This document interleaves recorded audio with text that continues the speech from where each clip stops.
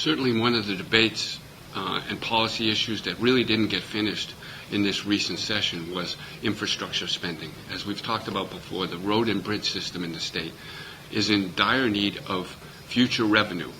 Without it, there'll be major cuts starting in mid-2015, as much of a third of the workforce in the Department of Transportation.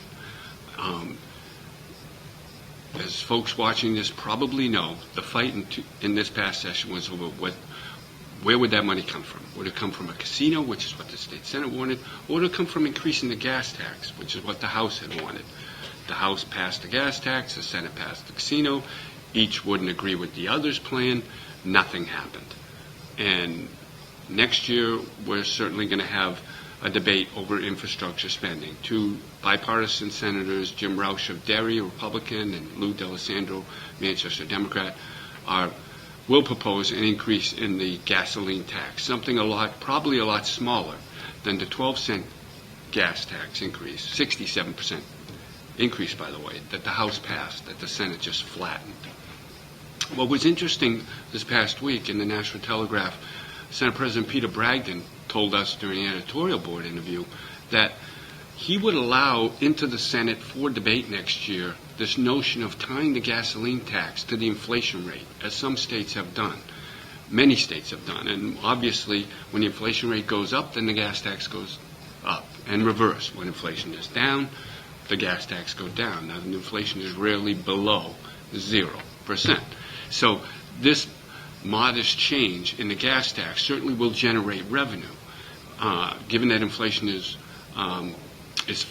low right now, not a tremendous amount of revenue. But the president said he'll agree to have it come into the Senate. That's significant because the Senate this past spring killed the gas tax and indefinitely postponed it, which essentially meant the same idea couldn't come back next year. Senate President Peter Bragdon then kind of cracked the window open when that was done and said, look, if it's a proposal that's dramatically different than this 12 cents, 67% tax hike, I'll take a look at it.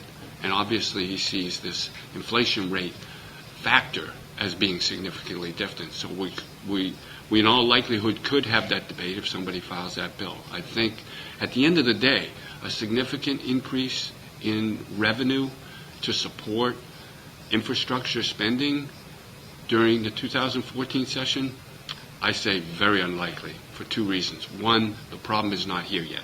It doesn't happen until mid-2015.